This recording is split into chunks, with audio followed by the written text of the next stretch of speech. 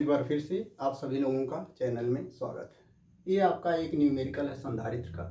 देखिए इसका सलूशन क्या होता है। एक 2 माइक्रोफैरड का संधारित्र तथा 2 ओम व 10 ओम के दो प्रतिरोध चित्र के अनुसार 2.5 वोल्ट की एक सेल से जुड़े हैं, जिसका आंतरिक प्रतिरोध 0.5 ओम है।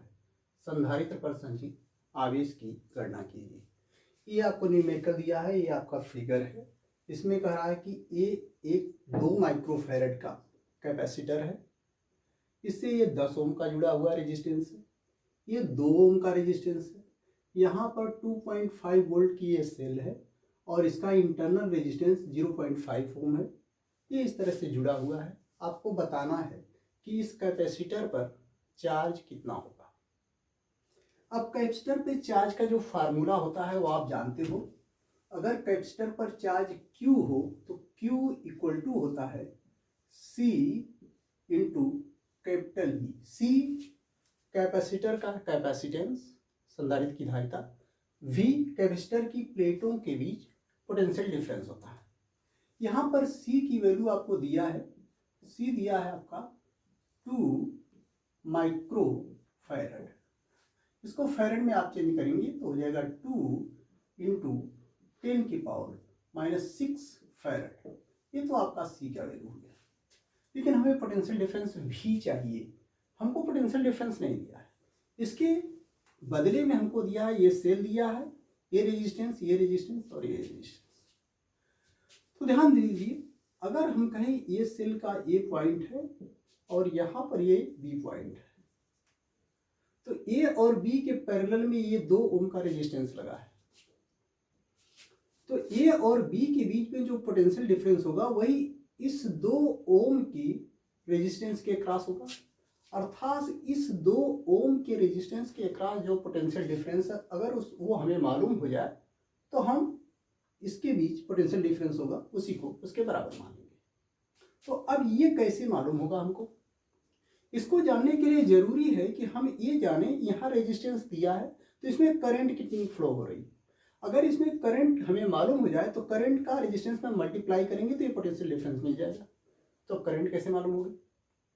करंट के लिए ध्यान दीजिए, जब सेल से यहाँ करंट चलेगी तो यहाँ आपका कैपेसिटर है, तो इस रूट पर ए पर इधर जाएगी या आगे जाएगी?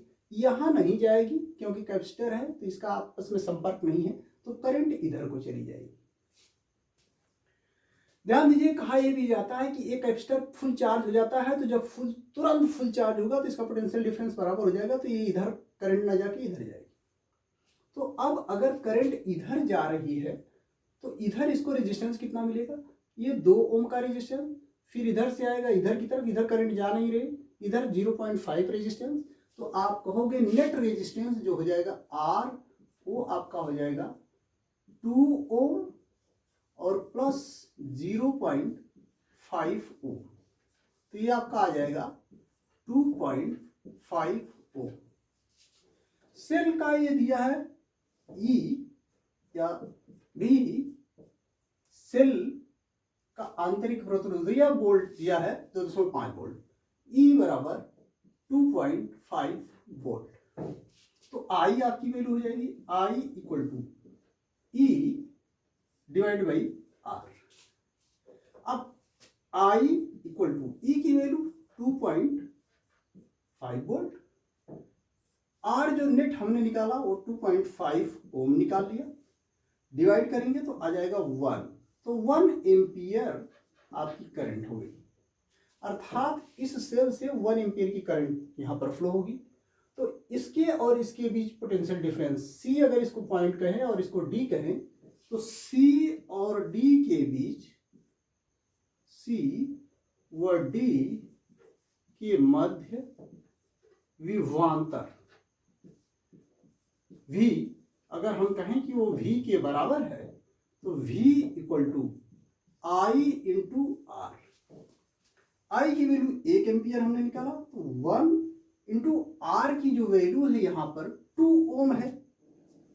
मान लीजिए कि इसको हम करें कि ये R डैश है, तो R डैश हमने कहा कि R डैश की जो वैल्यू आपको दिया है ये 2 ओम दिया है, तो I इंटू 2, एक उड़े दो, तो V बराबर आपका आ गया 2 वोल्ट। अर्थात C और D के बीच जो पोटेंशियल डिफरेंस होगा वो 2 वोल्ट का होगा। वही पोटेंशियल डिफरेंस A और B के बीच होगा, अर्थात संधारित्र की प्लेटों के बीच जो पोटेंशियल डिफरेंस होगा वो C और D के बीच जो पोटेंशियल डिफरेंस है उसके बराबर, ये हो गया 2 वोल्ट के बराबर। तो चार्ज संधारित्र पर Q equal to C into V। C की वैल्यू 2 माइक्रोफैरड यानी 2 इंटू 10 के पावर माइनस 6 फैरड, और V की वैल्यू 2। 2 में 2 का मल्टीप्लाई करेंगे तो आपको आ जाएगा 4 इंटू 10 के power minus 6 coulomb. 10 to power minus 6 coulomb, इतना कूलाम 1 माइक्रो कूलाम के बराबर होता है। तो Q बराबर आ गया आपका 4, और ये माइक्रो के बराबर हो गया तो 4 माइक्रो कूलाम। तो इस तरह से संधारित्र की प्लेटों के बीच, प्लेटों पर जो आवेश होगा वो 4 माइक्रो कूलाम होगा।